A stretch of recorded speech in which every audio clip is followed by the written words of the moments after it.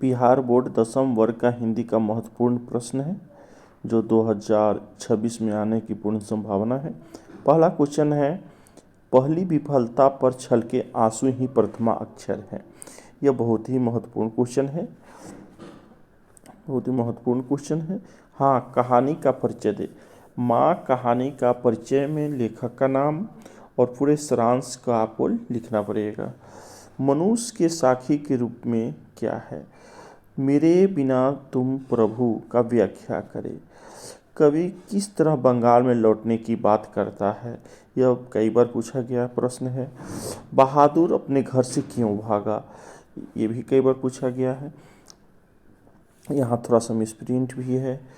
सदियों की ठंडी बुझी राख सुख बुगा उठी,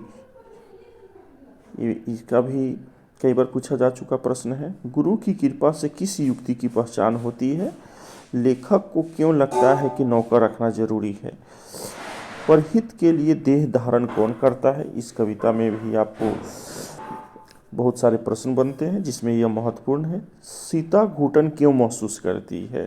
सीता अपने ही घर में घुटन महसूस करती है, इसका आपको व्याख्या करना है।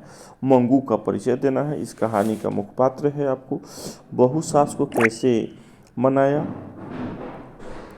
ये भी बहुत महत्वपूर्ण प्रश्न है। माँ पवन चितचोर पलक उठ नहीं करी सके, इसकी व्याख्या करना है।